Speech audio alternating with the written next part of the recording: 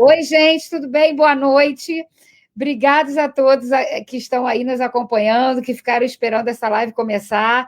Está faltando um componente de hoje dessa live, que é o Bernardo, mas ele já está chegando porque ele teve um problema de reconhecimento do microfone e do vídeo dele. A gente está aqui com o professor Carlos Heitor Campani, que eu não vou apresentar assim, porque ele é meu amigo do Abel.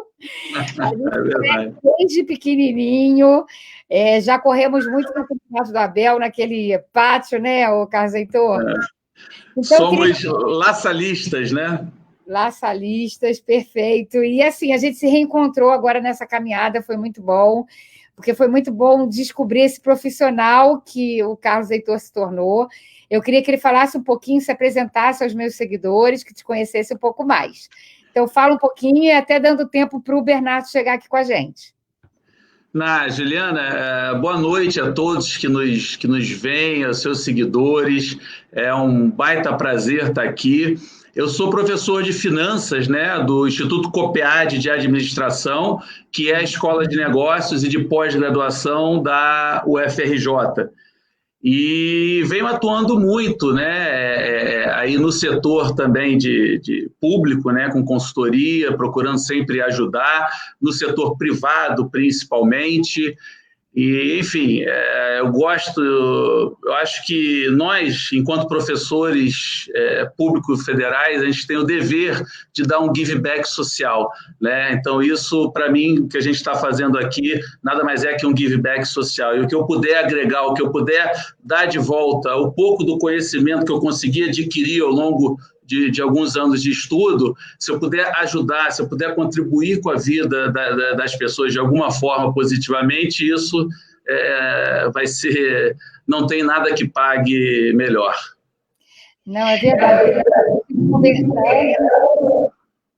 Oi, está me ouvindo? Sim, sim, sim. Outro dia a gente estava conversando de como que a gente promove todas as instituições públicas, né?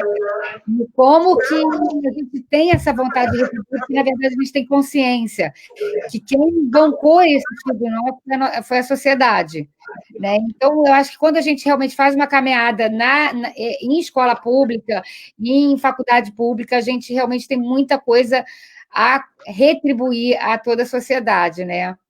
Exatamente, o Instituto Abel foi a última escola privada que eu estudei, né? Todas as outras escolas foram públicas e gratuitas, né? Inclusive, lá fora não era pública, lá fora o modelo é um pouco diferente do Brasil, é privada, mas eu também fiz sem pagar. Então, eu me sinto no dever, né, de contribuir e ajudar as outras pessoas e dar, como eu falei, um give back social.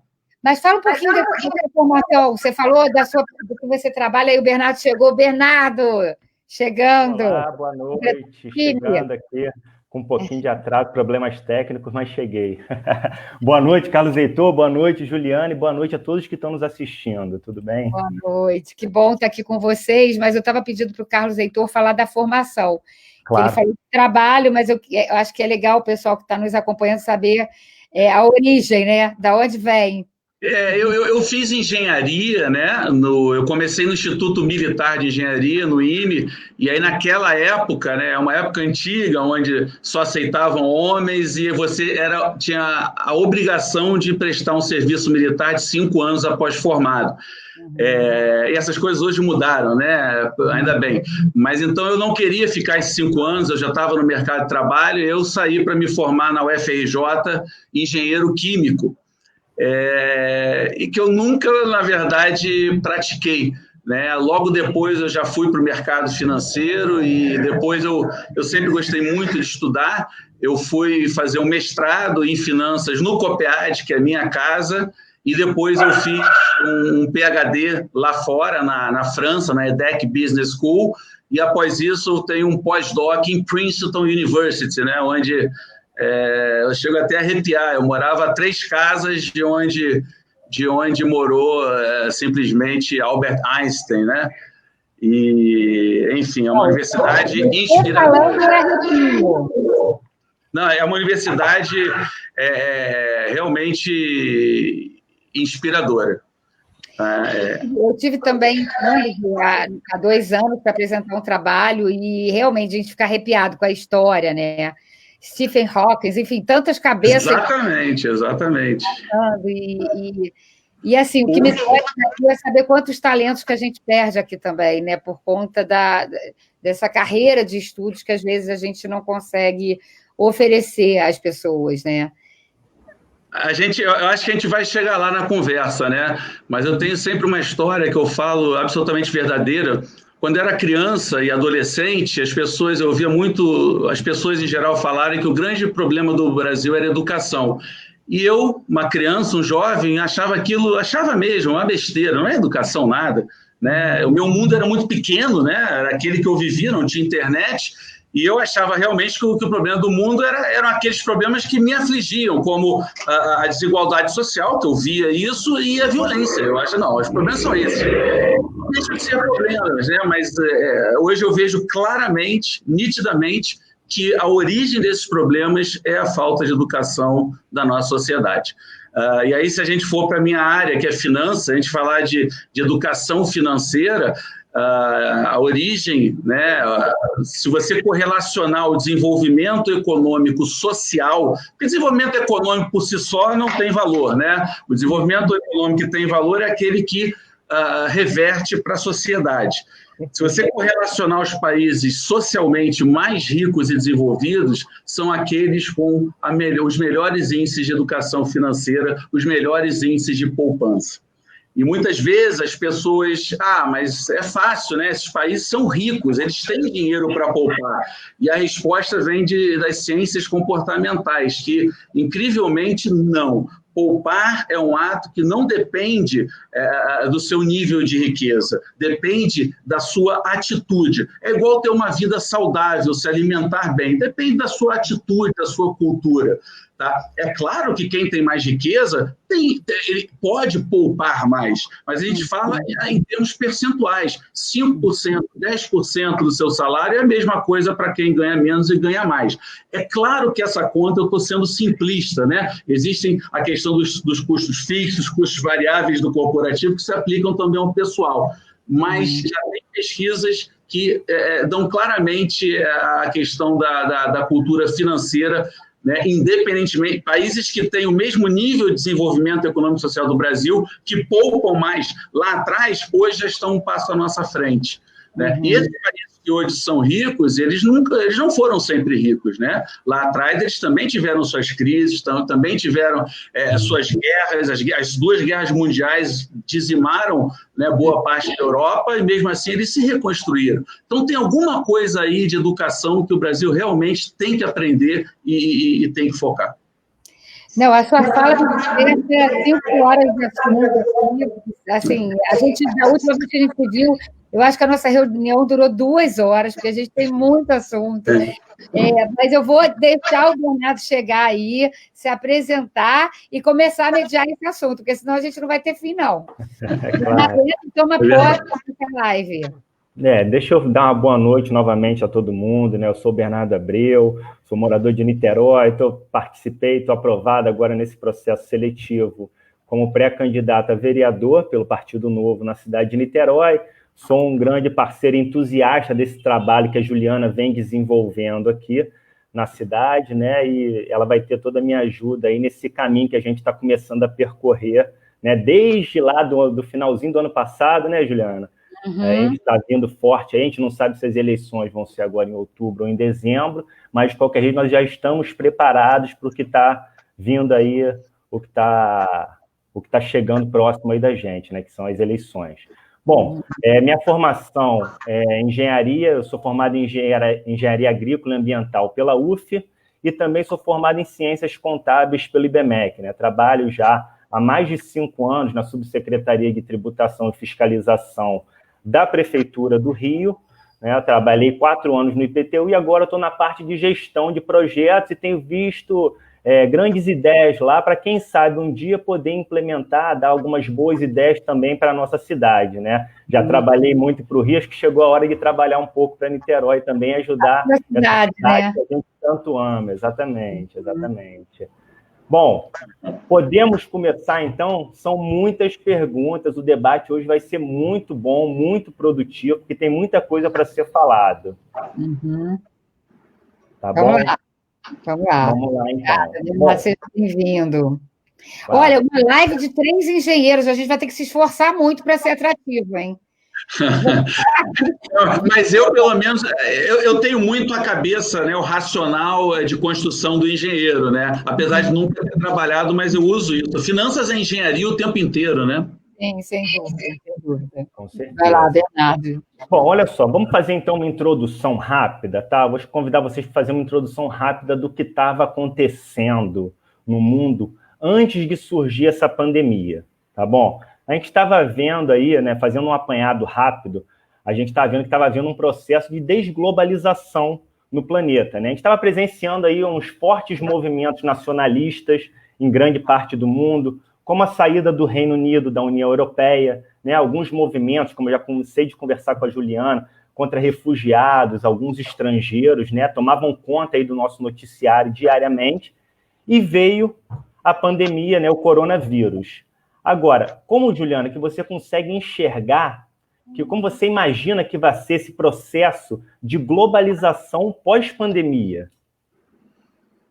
Maravilha, assim, eu acho que, sem dúvida nenhuma, a pandemia é um problema da globalização, né? O vírus só se alastrou com essa rapidez pelo mundo porque somos globalizados, porque hoje, cada vez mais, o trânsito pelo globo é facilitado pelas inovações tecnológicas, pelos meios de transporte e pelo comércio internacional também, que nos aproxima muito, né? Por mais que a pessoa não esteja indo para a China, mas tem muitos produtos vindo da China o tempo todo, e muitas vezes ali a gente trazendo com esse transporte também o vírus.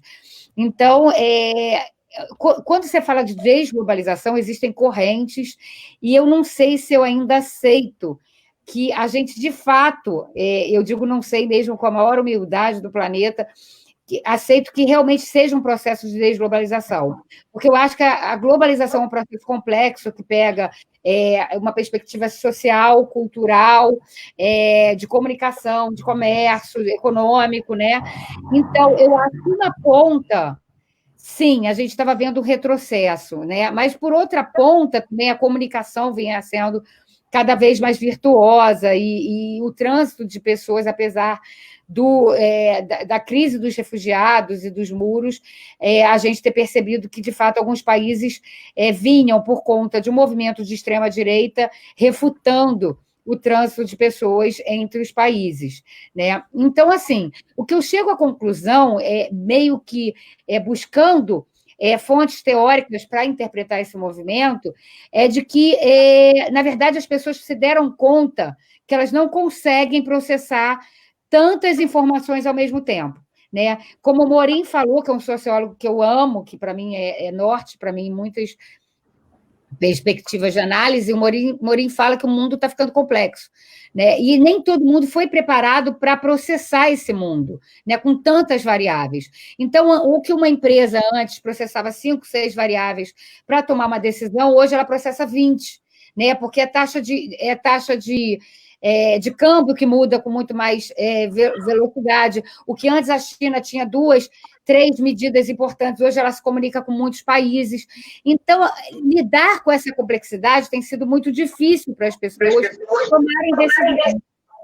Então, nesse sentido, elas têm buscado voltar ao seu norte, aonde elas dominem, que essa solução seja mais segura.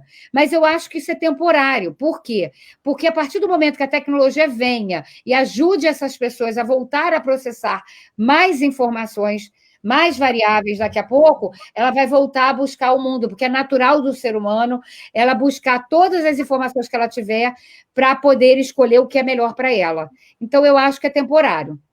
Perfeito, perfeito. Carlos Heitor, agora vamos perguntar aqui para você. Você acredita que há esse movimento, esse efeito de desglobalização no mercado financeiro especificamente? Aí você foi para a área que eu conheço um pouco, né? Não, aí a resposta, você me deu uma pergunta fácil, deixou a pergunta difícil para quem deve responder mesmo, porque aí essa resposta é fácil, né? Não, hoje a gente não vê nenhum movimento como esse que a gente está vendo naturalmente, né? De alguns países fechando um pouco as suas fronteiras. A globalização do mundo financeiro, ela é boa para todo mundo. Todo mundo sai ganhando. Então, um é mais eficiente produzindo alguma coisa, o outro é produzindo uma outra coisa. Então, eles intercambiam o que melhor fazem e esses dois vão andar para frente. O que não pode é um país não saber fazer nada, um país não produzir nada, né? Aquele país que só tem o Estado grande que não produz, esse país a gente está vendo aí acontecer com alguns deles aí ao nosso redor, inclusive, né? Então, a globalização financeira é boa, ela veio para ficar, ela reduz custos. Então, outro dia eu escrevi na minha coluna, no investe.com, e as pessoas, né, é mesmo. A gente pode investir hoje em dólar, no S&P 500, sem precisar abrir conta lá fora, simplesmente comprando na Bolsa, na B3, através da sua corretora, um ETF, que é um fundo que reproduz exatamente o mesmo rendimento do S&P 500. Né? Então, assim, a globalização financeira ela veio para ficar e para, principalmente, gerar riqueza, liquidez, para que as empresas, em seus processos produtivos, gerem riqueza. E não é aquela riqueza concentrada, não é essa que a gente quer. A gente quer aquela riqueza pulverizada. E aí sim o Estado tem o seu papel e a gente pode falar um pouquinho mais disso daqui a pouco. Claro. Ju, deixa eu te perguntar, qual que você acha que vai ser o papel desses organismos internacionais como a OMS, FMI, Banco Mundial, nessa crise? Eu agora? Você. Então, eu acho, na verdade, eu me fascino muito com economia internacional e todas as relações internacionais, porque eu acho realmente que o mundo está tendendo a cada vez se olhar mais como uma unidade. Lógico que é um longo caminho, mas Keynes lá atrás já defendia uma moeda única, hoje a gente tem criptomoeda, mas os organismos internacionais têm um papel nisso. Né? No pós-Segunda Guerra, que foi realmente uma grande crise, depois de crise de 29, veio a Segunda Guerra e os organismos internacionais criados no pós-Segunda Guerra foram muito importantes para a reconstrução dessa economia, inclusive da reconstrução desses países que tinham sido totalmente destruídos, né? dando segurança aos investimentos internacionais, inclusive ao capital que vinha dos Estados Unidos e ia para a Europa, que naquela ocasião não se tinha tanta segurança disso. Mas, enfim, eu acho que depois disso, essas organizações, algumas delas ficaram no limbo, né? O FMI, durante um tempo, teve uma posição muito de credor internacional, enfim, e elas estão se atualizando ao longo do mundo. O que eu não tenho dúvida é que elas se tornaram uma base de dados muito importante para a pesquisa, para os estudos, né? Para os países, por exemplo, o Brasil avançou muito por exemplo, construir seu PIB e definir seu PIB, os processos do seu PIB, para que conseguissem ser comparados aos PIBs mensurados nos países em desenvolvimento, por exemplo. Então, você criar métricas internacionais que tornem os parâmetros comparáveis, isso é muito importante para o mundo, até para a gente saber em que caminho que a gente está seguindo ou não. Mas depois dessa pandemia, eu vejo que esses organismos devam ser mais desafiados. Né? Eu vejo que realmente a gente deva construir alguma coisa mais capaz de construir caminhos em prol até de uma retomada de globalização. A OMC, por exemplo, ela vinha tentando mediar o comércio internacional, que eu acho muito aquém da sua possibilidade. Enfim, nós temos especialistas que estudam os organismos internacionais, mas a minha sensação como leiga, eu diria, é que eu espero mais deles, né? Que eles realmente consigam, de fato, ser um norte, porque você vê que a OMS teve um papel importante na pandemia. Ela foi verdadeiramente um canal de notícias, né? E compilava as notícias vindas do mundo, de todo mundo. Uma notícia segura. Em vez de um médico perder muito tempo captando boas práticas ao longo de vários países diferentes, a OMS tinha esse papel. Então, eu acho que esse é o caminho, mas a gente precisa exigir mais deles. Tá ótimo. Carlos Heitor, o que você pode falar a respeito disso? Pegando a fala da Juliana, né, com a comparação da Segunda Guerra, eu vejo um ponto aí importante. Na Segunda Guerra Mundial, era clara a situação de quem precisava ser reconstruído, onde é que precisava onde é que o dinheiro precisaria ser investido, né? E aí o resto da história já nos conta. Eu acho que dessa vez a coisa é um pouco bem mais descentralizada. E aí os organismos internacionais vão ter que ter bastante capacidade para fazer a sua carteira de reconstrução do mundo, né? Para fazer sua carteira de investimentos, trazendo um pouquinho para o meu jargão. É fato que alguns países vão ser um pouco menos irrompidos pela crise do coronavírus. Outros países têm mais condições de se levantarem, né? E os países socialmente menos envolvidos são aqueles que vão ficar num desequilíbrio econômico e, principalmente, quando eu falo, tudo que eu falo de economia só tem valor se a gente levar para o social, né? Então, só para deixar isso bem claro. Mas os países em maior desequilíbrio econômico e social, né, vão precisar de uma ajuda desproporcionalmente maior. E esses organismos vão ter que ter essa responsabilidade. Uma outra coisa interessante, só um adendo também ao que você falou, Juliano, isso eu já vivi, né, na minha vida profissional, organismos financeiros internacionais querendo investir, né, em entes públicos e não conseguindo, pelo que você um pouco tangenciou e que falou aí, né, porque os nossos entes públicos, municípios, estados, né, esses são os que eu posso falar, porque eu vi, né, mas quiçá em alguns momentos o federal, eles não estão preparados para receber investimentos, porque eles não têm as contas minimamente organizadas, a coisa é perdida, eles não seguem nenhum princípio internacional. Então, isso é um alerta para todos, para que também no público a gente tem que estar preparado. Não é simplesmente, eles não vão investir aqui, não vão dar ajuda que a gente tanto precisa, se a gente não tiver as contrapartidas que eles, com razão, demandam. Sim. Claro. Gente, isso eu estou querendo levar um pouquinho, né? Sem te desafiar, Juliana, longe disso, mas é a vida que você está escolhendo, né? Para a administração pública, né? Porque é muita ineficiência que a gente vê, a gente tem que brigar, e a gente já começa a ver mais pessoas falando de eficiência na administração. Esse é o grande ponto-chave, a gente precisa de maior eficiência. A gente aqui tem os tributos, né, per capita maiores do mundo e, no entanto, falta dinheiro para tudo. Como é que pode? Os serviços de saúde, a gente sabe, são calamitosos.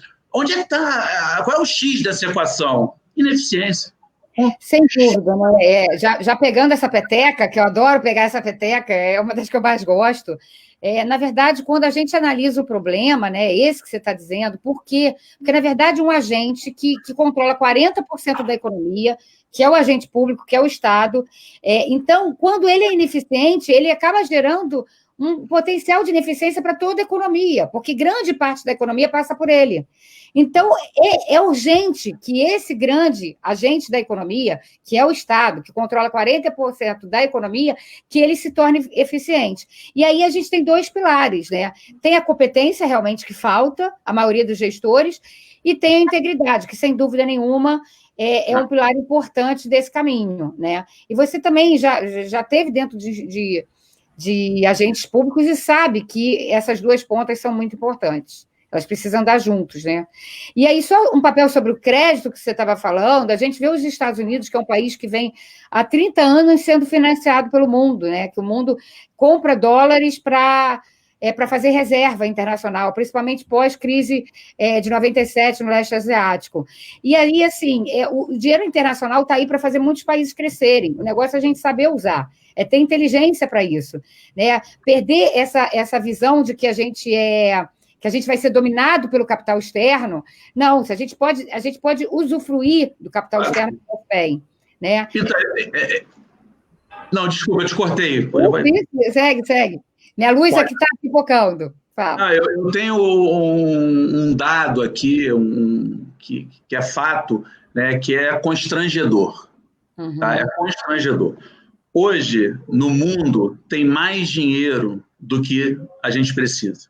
Então, hoje, o planeta Terra, o mundo, gera muito mais riqueza do que os 6, 7, já estão em 7 bilhões de pessoas necessitariam. Mas como isso pode, né? Porque realmente existe uma certa eficiência na produção de riqueza, a tecnologia permitiu isso.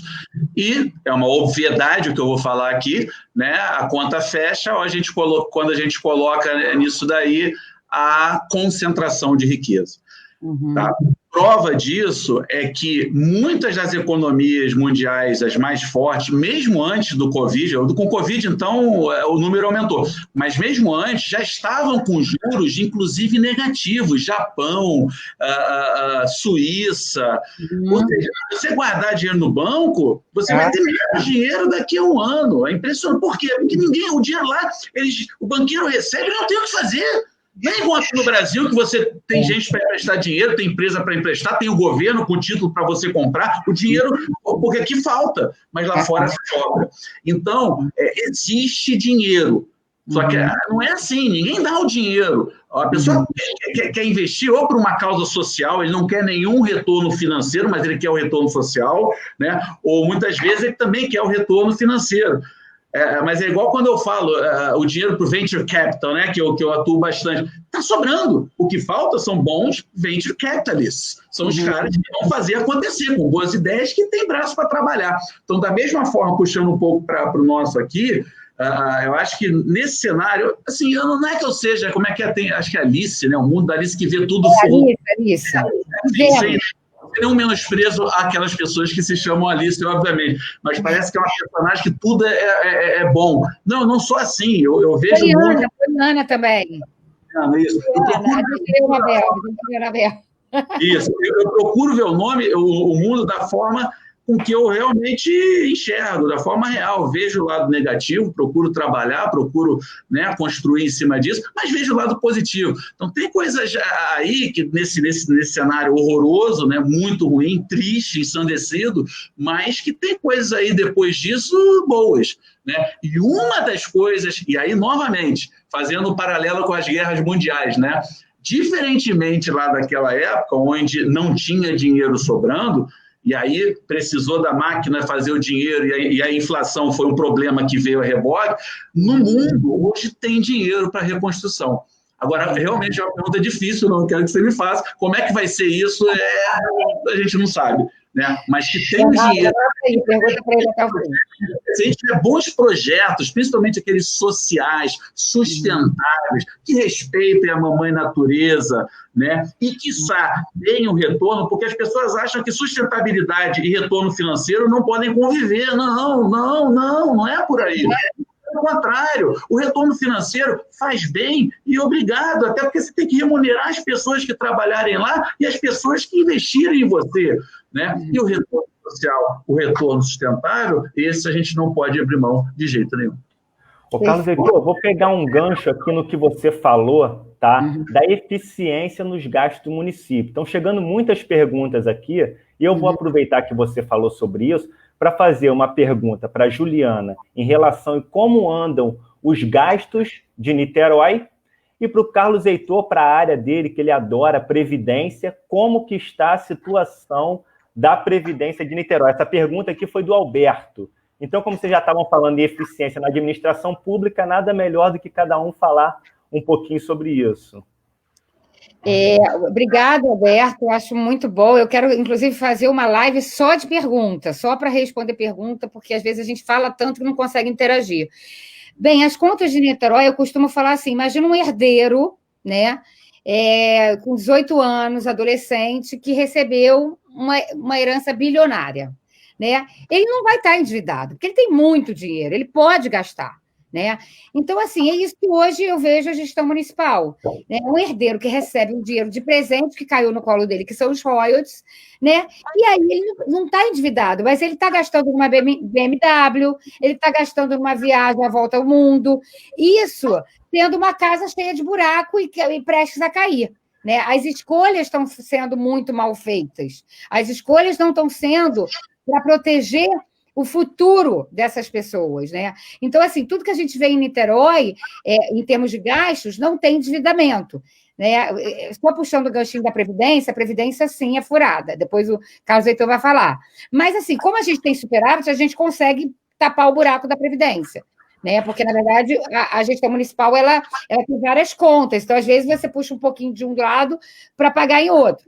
Mas o que eu vejo são escolhas muito mal feitas e são escolhas que não, principalmente, protegem o futuro dessa cidade, que é fazer a economia girar, que é fazer... A prefeitura parece que está feliz de dar tanta cesta básica, né, porque esse ciclo de dependência precisa ser propagado, como alguém ali, o Cosberg, falou do governo do PT, né, que propaga a pobreza para que você acabe sendo alimentado por esse capital político, né? E o que a gente quer é emprego, a gente quer empresas abrindo. Para quê? Para que as pessoas tenham emprego, né? Então, o que eu vejo é isso.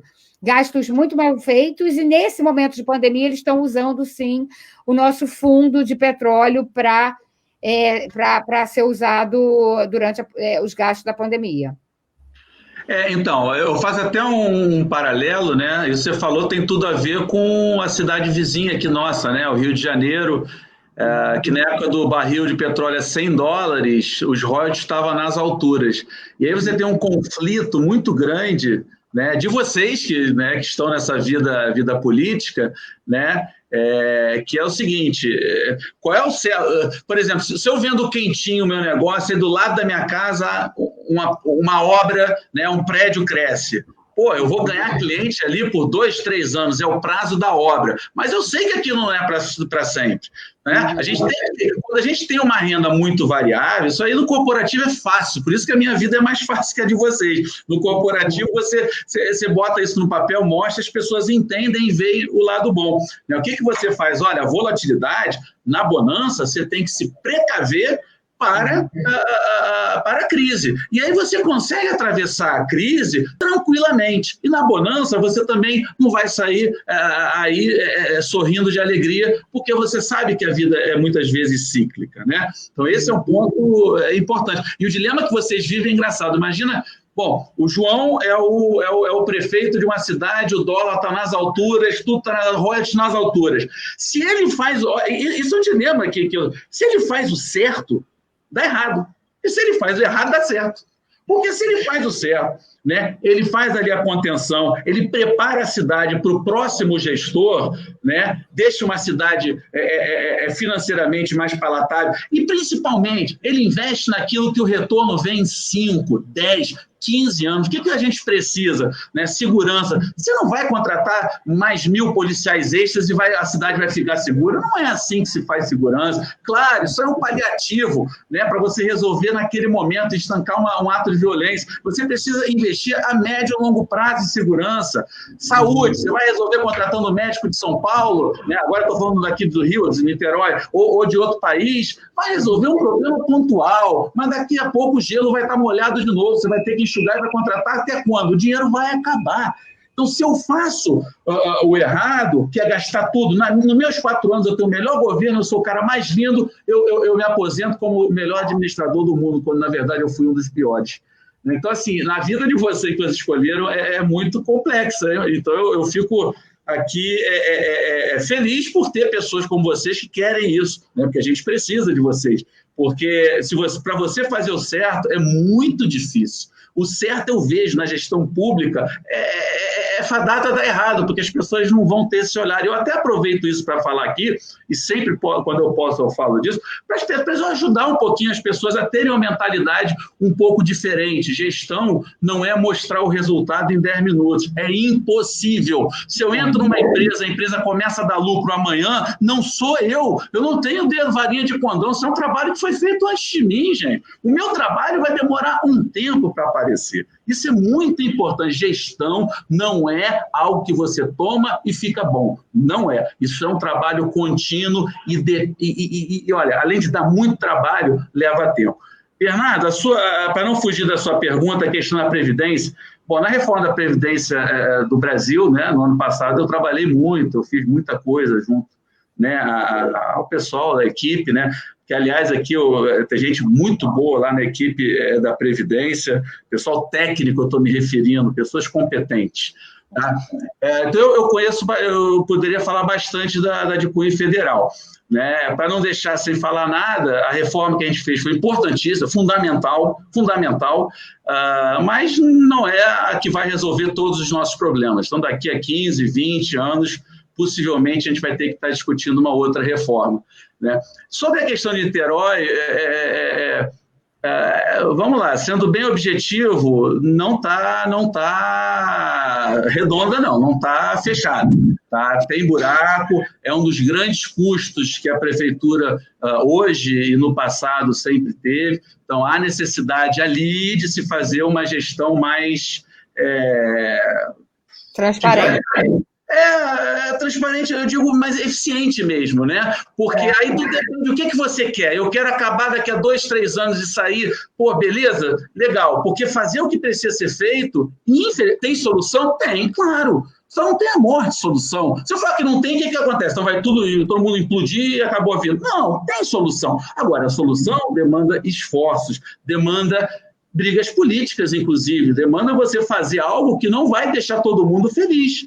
Né, porque vai ter que reparametrizar todo um sistema. E isso, né, como a gente viu no cenário federal, imagina no cenário municipal, isso aí vai te cobrar um monte de coisas e que você talvez não queira lutar essa guerra. Eu acho que o que eu vejo que me incomoda mais da prefeitura, né, é que realmente tem muito pouca transparência. Por exemplo, eles divulgam um saldo da prefeitura, da Previdência, que saiu no Globo e tudo, dizendo que a gente teve no ano de 2018 um superávit. Só que quando a gente vai entrar realmente nos cálculos, a gente percebe que eles tiraram dali uma previdência remota, uma previdência das pessoas que não estão ativas, né? Não estão no fluxo, né? Então, na verdade, eles tiraram uma parte do saldo que, na verdade, é negativo. E esse negativo que eles tiraram são bancados, bancado com o dinheiro do fluxo, da nossa arrecadação, como qualquer outra. Então, assim, mas eu acho, Carlos Heitor, que a gente, no novo, a gente tem muito essa cabeça, assim, né? Que a gente está aqui para cumprir uma missão. Né? A gente não quer virar profissão político. A gente está realmente para cumprir e fazer o que é necessário. Então, essa noção do certo, ele pesa mais alto que tudo. Né? Se os ajustes forem ser bons para o cidadão, eles serão feitos, mesmo que naquele momento o cidadão não consiga perceber aquilo. Né? Mesmo que naquele momento eu precise de buscar certas lutas. E por que a gente consegue fazer isso? Porque a gente chega no governo livre. A gente não vai se vendendo anéis ao longo da nossa caminhada. A gente não vai loteando a gestão. Né? Por apoio político na campanha, eu te dou esse setorzinho aqui. Por apoio político na campanha, eu te dou a Nitprev. Entendeu? Então, como isso não é feito, que a nossa campanha é geralmente a mais barata de todas, né, porque a gente justamente não consegue captar, porque a gente não está loteando a prefeitura, então a gente consegue fazer as decisões corretas. Né? Então, é um norte de esperança. Não, que bacana, né? Você falou uma coisa aí de déficit ou não. Eu, na época em 2018, quando era... Né, o Temer, ainda na reforma do Temer, que eu já me envolvi, as pessoas falavam muito em déficit, né? Primeiro eu falava, a questão não é se tem déficit ou não tem déficit. A questão é a gente ter um sistema melhor do que esse que está aí. Porque, assim, o bolso é um só, gente. A unidade social está positiva. Era um argumento que eles usavam, aqueles contra a reforma, até 2018, com os números de 2017. 2018 esse argumento caiu por terra, que até o sistema S ficou negativo. Né? Não, mas você está fazendo a conta só com a Previdência, mas e o sistema de seguridade? Porque aí entra a contribuição social sobre o lucro líquido nessa conta, e aí realmente ficava positivo. E eu argumentava, duas coisas. Primeiro, não esqueça que a saúde está aí no meio. Então, se você está botando mais ali ineficientemente, porque, gente, é cobertor curto. Não adianta você falar, vou fazer isso. Beleza, mas de onde vai vir esse dinheiro? Você vai ter que tirar de algum lugar. Não está sobrando. É cobertor curto. Então, é leviano falar só o que vai fazer e não falar de onde vai tirar. Né? Então, era a saúde que estava perdendo. né? Então, havia ali um gasto de eficiência melhor do que ali estava. Tá certo? Então, o dinheiro é um só. A gente tem que gastá-lo da melhor maneira possível. Tá certo? E aí, alguém botou aqui no chat, me permitindo, né? Acho que passou. Ninguém investe em saneamento básico, ouvi passar aqui. Você sabe, eu te respondo, tem tudo a ver com o que eu falei agora. Investimento em saneamento básico, tá? Tem VPL negativo. O que é isso? É um jargão que eu estou acostumado, mas nem todos vocês. É um investimento, tá, que não dá retorno financeiro em nenhum lugar do mundo. Tanto é que o Estado, aí sim é papel do Estado, porque se o Estado não fizer, ninguém vai fazer, não dá retorno, o Estado tem que ir lá e tem que fazer. Então, por exemplo, o metrô de Nova York, metrô europeu, qualquer metrô do mundo, é o Estado que entrou junto em parceria na maioria, ou se não foi parceria, o Estado deu alguma forma, alguma isenção, porque nenhum ser teria condições de bancar isso. Ok. Por que não faz? Por conta disso. Então, e é algo que só dá o resultado lá na frente. Demora a aparecer. Né? Cai muito naquele viés do imediatismo, que vem também da ciência comportamental, de você querer quick wins. São aquelas coisas que amanhã eu posso usar no meu currículo e mostrar para todo mundo que eu fiz. Existem quick wins muito positivos? Existem, claro que sim. Mas existem tantos outros que não são quick wins e são fundamentais para a sociedade como um todo. Perfeito. Claro. Olha só, agora vamos aqui para esse lado brasileiro, para o lado também um pouquinho da cidade de Niterói, pelo seguinte motivo, né? Quando a pandemia chegou aqui no Brasil, nós estávamos começando a nos restabelecer de uma grave crise econômica, né? Veio a reforma da Previdência, que o Carlos Heitor teve uma participação brilhante e deu uma sobrevida para a gente, só que nós vamos precisar continuar avançando nas reformas estruturantes do Brasil. A gente estava em discussão já da reforma tributária, ela estava para sair, infelizmente o coronavírus chegou e ela foi colocada um pouco de lado. Tem também a reforma administrativa, reformas que vão dar um novo fôlego para o Brasil. Tá? Isso aí é indiscutível. Agora, nesse âmbito microeconômico aqui nosso, né, das cidades, do dia a dia, quais setores vocês estão achando? Eu pergunto, até começo perguntando para o Carlos Heitor. Quais setores que você acha que vão sentir mais essa crise? Quais medidas poderiam ser adotadas para essa recuperação, Carlos Heitor? Olha só, falando de recuperação, a gente tem que pensar o seguinte: os setores mais afetados são aqueles que dependem de aglomeração física. Então, quer dizer, tudo isso vai ser já está afetado, completamente afetado no curto prazo, já está afetado no médio prazo, e no longo prazo é uma grande pergunta. Queiramos que haja vacina, pararia pororó, mas alguma coisa vai mudar. Tá? Então, tudo aquilo que depender, o setor de varejo presencial, aquele que tem maior dificuldade de ir para o online, esse realmente está mais fadado a problemáticas, né? Então precisará ser mais ajudado. Tudo aquilo o que vai acontecer, né? E vamos para a tributação um pouquinho, que é outro tema que eu gosto bastante, né? Eu acho que o nosso sistema de tributação, aí me permita dizer até, inclusive, em todas as esferas, né, ele tem que ser repensado. Tem uma reforma aí do Paulo Guedes, a gente pode falar um pouquinho sobre ela, mas essa questão de o novo mundo, a gente tem que rebalancear, tem que reequilibrar. Né? Você tem que passar daqueles que ganham mais para aqueles que ganham menos. Então, eu vou dar um exemplo que a gente sempre fala aqui com as pessoas próximas, né? Eu não vou citar nem o que é, mas todo mundo vai idealizar aí. Tem setores nessa pandemia que estão ganhando muito dinheiro, gente, que estão lotados o dia inteiro, que não pararam nenhum dia, e que tem 6 ou 7 numa rua aqui onde eu moro. Pô, esses setores têm que ser tributados a mais. Tá? Esses são setores que estão ganhando mais. Então, ali tem gordura que você tem que tirar dali e botar nos setores que estão fadados às problemáticas que a gente já falou aqui. Então, é essa engenharia que tem que ser feita. Não adianta você pensar em tributar todo mundo, que aí metade do todo mundo vai morrer, e para onde vão essas pessoas? Esse problema é social, é nosso, né? Então, a gente tem que pensar nisso, setor privado e o setor público. Tá certo? Agora, qual é o equilíbrio aí? Nesse novo mundo novo, que todo mundo está assim chamando, quem é que vai ter vantagem competitiva com tudo que aconteceu? Esses setores vão ter que ser taxados. De alguma forma, eles vão ter que compensar isso para gerar renda para os outros setores que vão ser prejudicados. Exato. E eu posso entrar?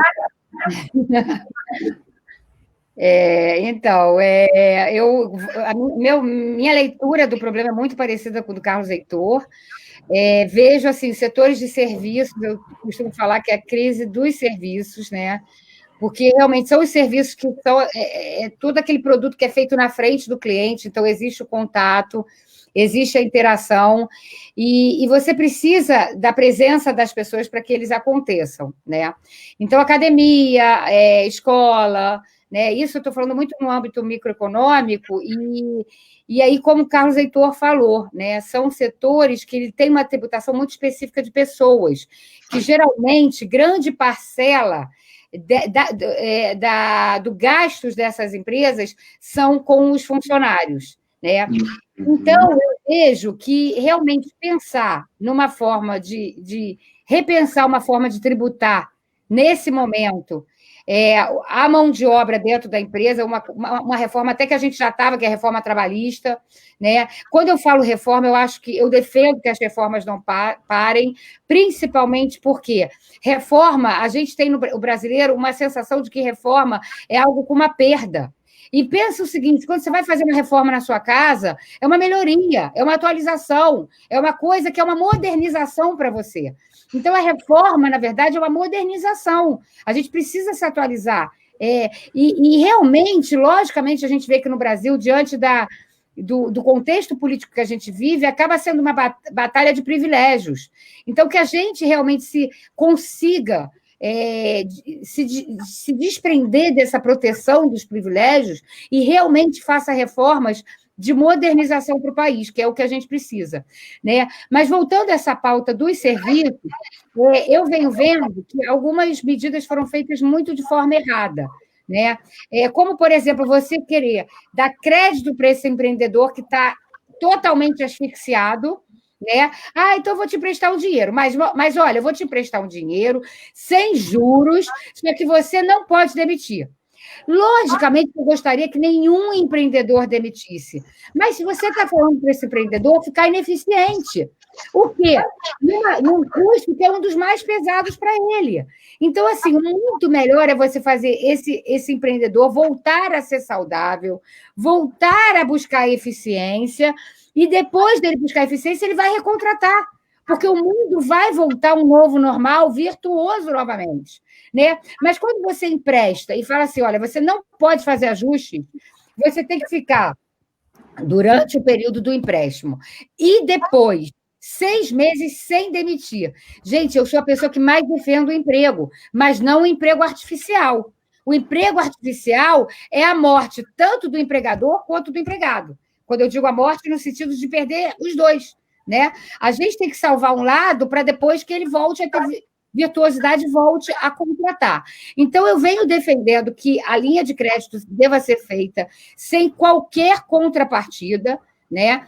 E, primeiro, e ela já está difícil de acontecer, porque muitos bancos não estão acreditando que até sem juros, até com juros zero, as pessoas não vão ter condição de pagar, e venho defendendo algo no Brasil que pouco aconteceu, que é a isenção de imposto. Por exemplo, um comerciante em Niterói, que está 3 meses com porta fechada, ele precisa ter o ISS abonado, ele precisa ter o IPTU desse comércio também abonado, né? Isento, ele precisa ser isento, né? Então, eu acho que isso é uma medida de realmente subsidiar de alguma forma, fazendo isso que o Carlos Heitor falou. Agora, como Niterói é uma economia que tem uma gordura por causa dos royalties, eu ainda não vejo necessidade de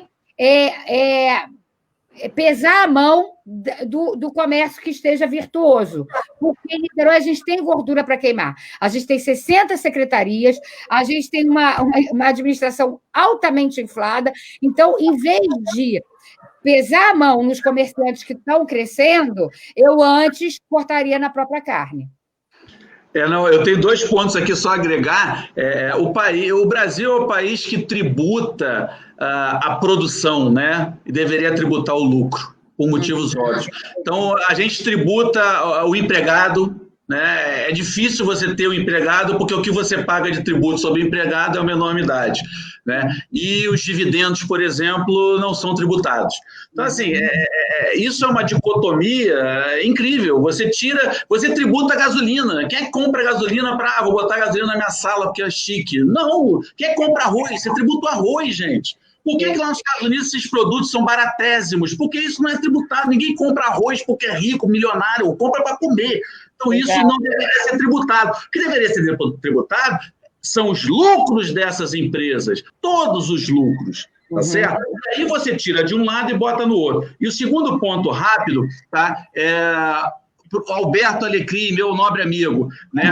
Eu não quis dizer isso é isso que você entendeu, tá? Eu sou um cara meritocrático, quem trabalha mais, quem faz melhor, com competência, tem que ganhar mais. Tá? A livre iniciativa tem sempre ser estimulada. Eu me referi a um outro contexto macro e não micro. Tá? Não é aqui olhando... você macro. O novo mundo ele mudou. Ele tem novas perspectivas. Quando os impostos foram pensados, vou dar um exemplo bem claro aqui. Lucro presumido.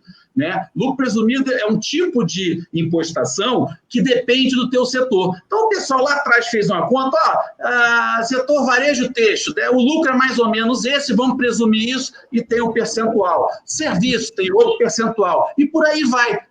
Cada setor tem uma impostação em termos de lucro presumido. Tá? Nesse novo mundo, isso tem que ser repensado. Não estou falando especificamente do lucro presumido, mas de uma forma geral, porque alguns negócios, não é que as pessoas competentes têm que pagar pelas incompetentes, longe disso, isso é uma faca no meu coração, tá? Mas, assim, existem alguns negócios que vão ser muito favorecidos de graça, gratuitamente, por esse novo mundo que o Covid vai nos impor. Então, é nesse sentido que eu coloquei essa reforma, e do âmbito macro, sempre macro. Eu vou trazer só alguns dados, então, para finalizar aqui essa parte que a gente falou de tributação, né, já que é uma área que eu me debruço um pouquinho. Atualmente, no Brasil, está 1/3 da carga tributária, está 1/3 do nosso PIB. Entendeu? Isso é muito pesado. E o pior de tudo é que nós tributamos, em média, 50% do consumo no Brasil. Isso afeta diretamente as pessoas mais pobres. E as pessoas não conseguem ver isso. Porque se você ganha R$1.000 por mês, eu gosto de exemplificar com um número, tá? R$1.000 por mês, a pessoa vai gastar os R$1.000 consumindo, fazendo compra, né, usando no dia a dia. E aí isso pesa 50% do salário dela é tributo. Ela paga 50% do trabalho dela. Então, assim, a gente tem que... Foi o que o Carlos Heitor falou, a gente tem que rebalancear isso, sabe? Cobrar realmente mais na renda, para a gente ter uma alíquota realmente progressiva, né? Porque ela é progressiva só até certo ponto, chega uma hora que ela passa a ser regressiva, porque a gente não tributa, né, esses dividendos, e tributar um pouquinho menos o consumo para desonerar o pessoal que ganha menos, correto? E fora isso, eu ia falar um ponto, mas desculpa, me perdi. Eu vou dar um exemplo muito bobo aqui, tá? Arroz não tinha que ser tributado. Pronto. Exato, perfeito. Eu lembrei. E fora isso... Um exemplo muito exagerado, tá, gente? Para entender. Mas, assim, né, se você pegar o arroz, o que é imposto ali, você cai para trás, pô. Não, e outra coisa, o funcionário se sente um peso, né? O recurso humano, que é o que traz virtuosidade a qualquer negócio, né? Na verdade, aquilo é colocado de uma forma um peso específica em cima daquela pessoa. O que é bom fica ruim, né? Você tinha que contratar feliz, né? O dinheiro que você, como empresário, gasta por um funcionário, o empresário queria que tudo fosse para ele ficasse feliz, e não é, pelo contrário. Existe um desequilíbrio aí ineficiente demais. Faz um desvio enorme, porque as pessoas preferem deixar o dinheiro parado no banco do que investirem, abrir uma fábrica, abrir um negócio, porque o dividendo não é tributado. Então, comparativamente, vou abrir um negócio que vai ser altamente tributado, né? Que o Estado vai virar meu sócio, ou eu vou deixar o dinheiro no banco que eu vou ficar, aquilo ali é só meu. Tem uma coisa óbvia, né? Bom, então eu vou... Para a gente finalizar aqui, uma última pergunta, né? Antes da gente abrir para as outras perguntas que o pessoal está fazendo, né? Essa crise aí do coronavírus deixou uma coisa bem escancarada para a gente, né? Que o sistema de saúde no Brasil, ele existe, mas não funciona de forma adequada, né? Isso deixa um ensinamento para a gente que a gente tem que ter cada vez um governo mais eficiente, né? Que preze por serviços essenciais para a população, como saúde, educação, segurança, né? Essa acho que é uma grande lição que a gente leva. A Juliana me passou uns dados de que municípios do tamanho de Niterói, com 500 mil habitantes, né, apresentaram aí 200 casos de internação e já indicaram um colapso no atendimento no sistema de saúde. Como que isso é possível? Sabe, eu vi o prefeito de Niterói também prometendo muitas coisas, né, como o Hospital Oceano, que ele pegou para ser um hospital de campanha, prometeu 140 leitos e até agora só tem 40 disponíveis. E assim, acho que essa vai ser a maior lição que a gente vai levar, né? De que a gente precisa de trazer eficiência para o serviço público brasileiro, tá? Agora, é difícil a gente também ter uma economia virtuosa, né, Juliana? Se os governantes acabam enganando a população, como a gente veio falando aqui, né, e não entregam o mínimo que a gente espera deles, que é o quê? Dignidade para a população, não é isso? Então, assim, eu deixo uma pergunta um pouco mais filosófica aqui para você, né? De qual a relação entre dignidade e economia? Ai, gente, é a palavra que eu mais amo. E como essa renovação política também, que a gente está fazendo parte agora, pode contribuir para isso? Olha, tem um autor que é um dos que eu mais gosto, que é John Rawls, né? Ele é um dos alicerces aí do liberalismo, né? O liberalismo que... Lógico que o liberalismo é um arcabouço enorme, mas vamos dizer, para mim é um dos que constrói a minha vida, né? E o John Rawls fala que, assim, para qualquer ser humano ser livre, ele precisa de dignidade, né? E a dignidade muda ao longo do tempo. Então, quando a gente pensa num Estado que vai garantir a dignidade das pessoas, que vai garantir a liberdade das pessoas, antes ele precisa garantir a dignidade. Então, eu costumo falar que o Estado tem que ser do tamanho da dignidade. Enquanto faltar dignidade, ele precisa estar atuando. E hoje, no Brasil, o que a gente mais tem a nosso lado, uma cidade rica, uma das cidades com maior arrecadação per capita do Brasil, a gente vê muita falta de dignidade. Você deu o exemplo do sistema de saúde, né? Eu costumo falar quase que um abatedouro que a gente tem ali, né? As pessoas realmente elas evitam procurar o sistema de saúde pública porque elas se sentem animais. Elas são tratadas como animais. Os próprios profissionais do sistema de saúde também são tratados como animais. Eles trabalham tristes, eles trabalham sem esperança, porque é muito difícil você chegar para tratar 19 doentes num determinado setor e só ter lençol para 10, só ter fralda para 5, né? E as pessoas saírem de uma cirurgia, precisarem de fralda e não ter. Então, às vezes, o profissional de saúde sabe o que tem que ser feito e não consegue fazer porque falta dignidade. Né? Ela não consegue trabalhar o tempo todo sendo sujeito a condições tão subhumanas. Né? Então, isso é muito triste. Então, assim, a relação entre dignidade e economia, eu acho que um pouco o Carlos Heitor falou ao longo de toda a live. A economia não são números, a economia são pessoas. Né? A gente estuda economia para tentar entender como redistribuir, como esse sistema distribui a riqueza entre as pessoas. E isso eu não estou falando de igualdade total, porque a economia é formada de pessoas que não são iguais. Cada um espera uma coisa. Né? Tem uns que esperam acumular muito, tem uns que se satisfazem com poucos, mas o que eu garanto é que ninguém pode não ter dignidade nesse sistema. E é isso que eu vou lutar, e é isso que é o norte, eu acho, de toda a estruturação desse sistema econômico que a gente precisa trabalhar. Agora, falando no âmbito municipal, você falou um pouco, eu costumo falar a missão do prefeito como a de um síndico. Né? Eu acho que todo mundo já soube de um caso de um prédio que estava abandonado, que o dinheiro não dava para nada, que o elevador ia cair, que a entrada era horrível, e de repente muda o síndico, e esse prédio fica lindo. Né? O dinheiro passa a dar para tudo, o dinheiro passa a acontecer. É isso que eu vejo a missão do prefeito. É aquele bom síndico que vai trabalhar em prol daquela coletividade e que consegue realmente... o síndico ele não vai ter potencial de te trocar de prédio, tirar da Zona Norte e colocar na Zona Sul, né? Porque isso seria um outro espectro estratégico, mas ele vai poder trazer bem-estar para aquela coletividade. Né? Então, eu acho que é essa que é a nossa missão nesse momento, é buscar dignidade nesse âmbito municipal. E dentro disso, eu sempre falo isso, só um adendo que você falou, para mim o Estado tem 1, 2, 3 papéis fundamentais. 3. Se você pensar bem, tudo vai cair num desses 3. Né? A primeira coisa é você prover, né, um sistema capaz de produzir a maior quantidade de riqueza possível naquele país. O segundo papel é fazer com que essa riqueza seja distribuída da melhor forma. Tá? Sempre entendendo que a melhor forma não é dividir por todos os iguais, porque os iguais são desiguais em suas desigualdades. Isso é uma frase que vem do... Os iguais são desiguais nas suas desigualdades. Tá? E iguais também.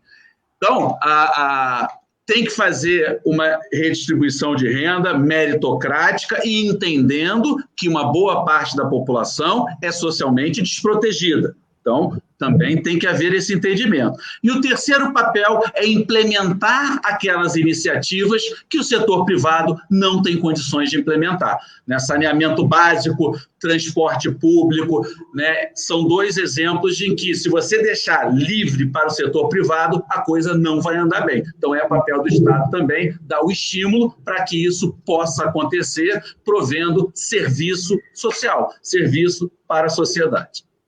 Legal. O Francisco, ele fez aqui uma pergunta, né? Tá, Juliana? Eu vou responder ao Francisco, que essa eu consigo responder a ele, dos indicadores de educação, e você pode até fazer um complemento também numa outra questionamento dele aqui quanto à transparência da Prefeitura de Niterói. Ele está cobrando maiores indicadores, né? Melhores indicadores de eficiência de todas as secretarias de Niterói. Eu queria que você pudesse falar depois sobre isso. Tá? E, Francisco, em relação aos indicadores de educação em Niterói, Niterói é uma das cidades que mais gasta dinheiro no Brasil por aluno.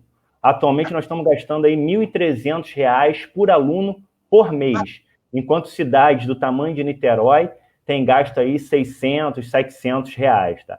E Niterói, mesmo gastando essa quantidade absurda de dinheiro, consegue estar na posição 4.000 no ranking do IDEB, entre 5.500 e poucos municípios. Tá? É um resultado pífio para uma das cidades que mais gasta dinheiro no Brasil. Tá? E no estado também, se você for parar para ver aqui no estado do Rio de Janeiro, entre 92 municípios, nós ocupamos a posição número 42. Então, tem muita coisa errada na educação de Niterói, tá? Que tem que ser estudada e buscar o que a gente vem falando, o que a gente está falando aqui ao longo de toda a live, eficiência na educação da cidade. Juliana, se você puder complementar, né, em relação a essa maior transparência das secretarias, que o Francisco também comentou, eu te agradeceria. Na verdade, a falta de transparência é interesse, né? Porque como que você vai fazer uma fila, por exemplo, você vai ter a cirurgia, uma determinada cirurgia abdominal, e aí você coloca ali o indivíduo numa fila transparente. Né? Até se isso fosse publicizado, a gente saberia quantas pessoas estão esperando uma cirurgia. Então, isso já seria um indicador interessante para a gente entender o quanto que o sistema está conseguindo oferecer para a sociedade. Mas essa fila não existe e ninguém sabe como está. E, logicamente, isso é interessante. Por quê? Porque um determinado vereador da base política, ele vai fazer o quê? Ele vai furar a fila com os seus interessados da sua base política. Né? Então, assim, quem é amigo dos amigos vão sempre conseguir alguma coisa de benefício. E os outros, a população que se ferre. Então, assim, meu doutorado ele é todo pautado em indicadores. Né? Essa prefeitura ela é especialista em criar indicadores de maquiagem. Por exemplo, ele fala, Niterói é primeiro lugar no índice Firjan. A gente vai entender esse índice Firjan de gestão fiscal, você vê que todos os critérios de avaliação incluem a arrecadação. E incluem a arrecadação sem excluir o royalties, por exemplo. Então, é um indicador que está maquiado por uma arrecadação que não vem da própria economia, vem como um presente caído do céu. Né? Então, se você inclui ali nesse indicador o royalties, Niterói é em primeiro lugar. Então, a gente tem que ter muito cuidado com os indicadores, que eles sejam muito transparentes e colocados para a sociedade debater isso. Porque a Prefeitura de Niterói hoje é especialista. Ela fala, Niterói tem uma dos maior extensão de ciclovia. Não é ciclovia, é ciclofaixa. E outra coisa, são faixas para bicicleta que são interrompidas, o que é uma aberração, né? Porque você vai num determinado segmento, daqui a pouco vem na curva, e você, na verdade, coloca o cidadão em perigo. Então, assim, eu estudei muito indicadores para conseguir criar indicadores factíveis e que realmente sejam mecanismos gerenciais. E eu acho que tem alguns que são imbatíveis, que são aqueles que a própria sociedade avalia, né? E como eu falei, por exemplo, fila de cirurgia, isso não tem como. Você tem 50 pessoas esperando para fazer uma cirurgia simples, né? Você está vendo que aquele sistema não está dando conta de resolver. Então, acho que o caminho é esse, é debater indicadores, que indicadores também não é total solução, tem que haver, mas tem que ser claro, porque indicador de maquiagem é muito, às vezes, é a melhor maneira de você vender para a população que você está bem. Tá? Então, acho que é esse que é o caminho. Tá ótimo. Então, eu gostaria de agradecer aqui, nós estamos já com 1h06 de live, né, Juliana? O professor Carlos Heitor, o tempo voa. Parece que... A conversa está boa e eu estou aprendendo. Eu prefiro ouvir mais do que falar, que eu aprendo. Até parece, eu que aprendi muito hoje. Bom, eu gostaria primeiramente de agradecer todo mundo que parou para assistir a nossa live, tá? Eu acho que foi um papo muito interessante, a gente trouxe muita informação de qualidade para vocês. Agradecer a Juliana e ao Carlos Heitor também por terem aceitado o convite de participar, tá? Sempre que possível, a gente vai fazer alguma live dessa, nesse mesmo perfil, para trazer coisa boa para vocês, moradores de Niterói e do Brasil como um todo, tá bom? Então, eu abro aí para vocês, agradeço a presença de todo mundo, e abro aí para a Juliana e para o Carlos Heitor fazerem suas considerações finais. Uma boa noite para todo mundo. Obrigada. Fala você primeiro, Carlos. Só agradecer e que você seja especialmente iluminada aí nessa sua caminhada, né? Eu sei que você é uma pessoa do bem, digna, e que você seja realmente... Você é cristã? Eu sou católica. Então eu posso ter que perguntar antes, né? Então, que Deus esteja com você nessa caminhada, te dê muita força, muita firmeza, que se você conseguir essa prefeitura, né, as dificuldades serão enormes, mas lá no final, depois de muita luta, a gratidão que as pessoas vão ter por você vão fazer tudo. A gratidão vai fazer tudo valer a pena. E agradeço a todos que estiveram conosco, agradeço a você, Juliana, e a você, Bernardo, pelo convite. Estou sempre à disposição para quando eu puder contribuir. Um abraço a todos. Olha, eu tenho que agradecer muito ao Bernardo, um companheiro desde lá do início, como que a gente troca, como que a gente divide nossas preocupações, nossos anseios. Obrigada por esse encontro que você proporcionou com esse meu amigo de infância, amigo da Cássia, da... Leonora, desculpa, me faltou agora, mas assim, nosso grupo era muito próximo. E, Bernardo, muito obrigada mesmo por estar do meu lado, tem sido muito importante mesmo. E você, Carlos Heitor, eu tenho me emocionado muito nessa caminhada, porque eu tenho visto pessoas como você, pessoas assim, profissionais maravilhosos, que têm a vida virtuosa pela frente e já fizeram um caminho imenso, enorme, e que chegam e com essa generosidade, dão esse apoio a essa caminhada, que é um apoio que não tem moeda de troca, que não quer nada em troca, só quer realmente o bem da sociedade. Então, assim, eu tenho me emocionado muito com essa generosidade das pessoas me apoiando, assim, tanto do meu lado. Isso é muito bom, isso me dá muita força. Os problemas são grandes, mas a vida é de problema. A gente realmente está aqui para matar o problema, matar no peito e chutar para o gol. Tá bom? O tamanho da dificuldade traz a grandeza da tua alma, né? E falar também, para aqueles que não me conhecem, eu sou de Niterói, né? Não fui nascido aqui por uma questão de poucos anos de vida, mas sempre morei aqui, né? A exceção quando eu fui fazer o meu doutorado fora, mas voltei para Niterói. Eu amo essa cidade demais. Meus amigos do Rio viram, por que você não vem morar aqui, Paraná? Eu não vou de jeito nenhum, você não conhece Niterói. E me deixem lá, que é uma cidade realmente... Se o Rio é maravilhosa, aqui é a cidade apaixonante. E, Bernardo, da mesma forma, eu te congratulo aí na tua caminhada, né? Obrigado. E você tenha todo o sucesso do mundo. Também sei da tua dignidade e da tua ética. Então, você é outra pessoa que a gente gostaria de ver eleita. Muito obrigado. Sem Deus nada, né? Você perguntou, mas sem Deus nada, é só com ele. Senão... Eu pergunto sempre, que às vezes eu falo que Deus ilumine seus passos, mas a pessoa não, né? Eu tenho um amigão meu que ele não acredita, né? Então eu sempre lembro, com ele eu não posso falar isso, tem que falar outra coisa. Energia, alguma coisa assim. Exatamente. Muito obrigada pelo carinho, conte comigo para tudo. Bernardo, um beijo, até daqui a pouco, né? A gente está sempre junto. Está sempre se falando. Tchau, pessoal, um abraço a todos. Tchau. Boa noite.